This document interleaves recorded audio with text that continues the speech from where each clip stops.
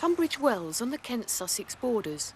It's a pretty Regency town, famous for its royal spa and the elegant Pantal shopping street.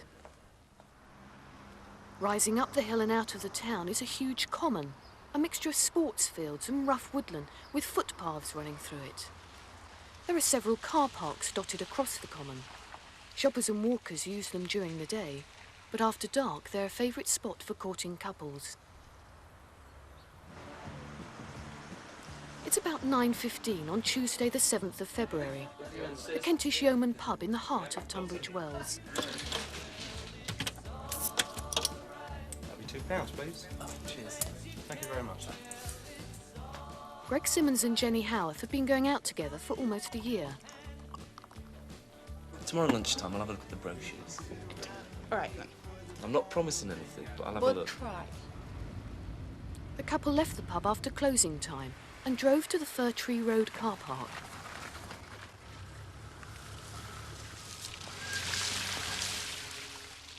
They don't remember any other cars being there when they arrived. Oh, that's it. A few minutes later, the couple were aware of another car driving in. It seemed to head down to the far end of the car park, but that was not unusual. 10 minutes later, Greg and Jenny were still talking and listening to music. They didn't hear the man approaching the car.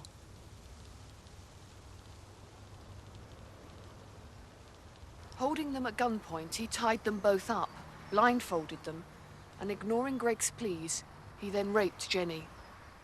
Suddenly, the door clicked open, and I immediately realised I hadn't locked it. Is that what you would normally do? Yeah. And then what happened? Well, I had my back to the door and I was facing Greg. And I turned round and saw a long-barrelled gun pointing at us. Do you know what sort of gun it was? It looked like a shotgun. An incident room was set up at Southborough Police Station and a major investigation began. Appeals were made for other people who'd been in the area to contact police. The crime has shocked the normally peaceful community of Tunbridge Wells. It's 9 o'clock. I'm Paul Chandler. Police are appealing for help from courting couples who may have seen a masked gunman raping a teenage girl on Tunbridge Wells Common. From the scene of the attack... Calls have been flooding into a special police incident room set up yesterday after a horrifying attack on a young couple in Tunbridge Wells. As well as the press coverage, posters were printed displaying the number of a confidential telephone line for people to call with information. But what the police needed most were more witnesses. As the calls began to come in, it was soon clear that this was not the first such incident in that area. Fairly quickly, a pattern emerged of at least 20 sightings in the Fir Tree Road car park, going back as far as last summer. A great number of these sightings gave a description identical to the rapist and were of a man or men peeping at courting couples in cars there. A very disturbing aspect of it was that as time passed, this man was becoming bolder and bolder. The first sighting was in June of last year, but then the man ran off as soon as he was challenged.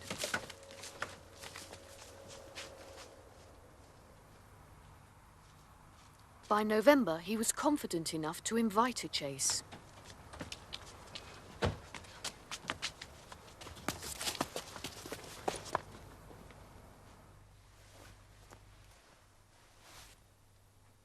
In January of this year, he tried to get into a car.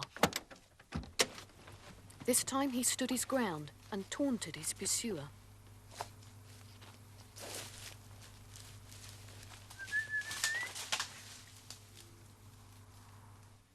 But in all these cases, very little of the suspect has been seen.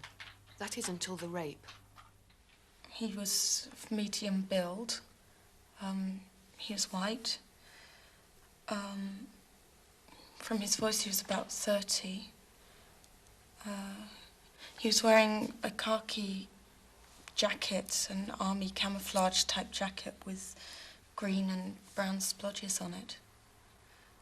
This is the type of weapon that has been described by the victim being used in the commission of the offence.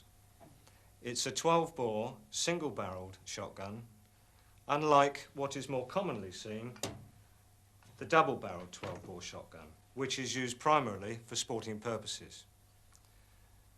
This weapon is more likely to be used in rough shooting, and the victim has described it as having a full-length barrel, which would tend to suggest that it was legitimately acquired.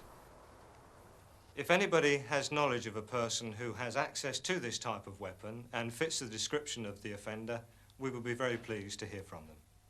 As soon as the rapist entered the car, he made the young couple lie face down and immediately bound their hands with plastic cable ties. Now, we found 2 other plastic cable ties identical to those he had used on a footpath a short way away. It may have been that he was practicing doing them up, or in fact that he dropped them. These cable ties are used for keeping bundles of cables tidy. They are very distinctive in that they have 2 markings on them. One is the manufacturer's marking, and over the other side, the model number, which is RLT 120. That makes this particular tie distinctive. We've contacted the manufacturer, and he said that they haven't been manufactured in over a year, and they only put the mould on as and when they require it. We haven't found any outlets for it in Tunbridge Wells, and what we're appealing for is those people that have sold it, perhaps in the past year, to come forward and let us know about it.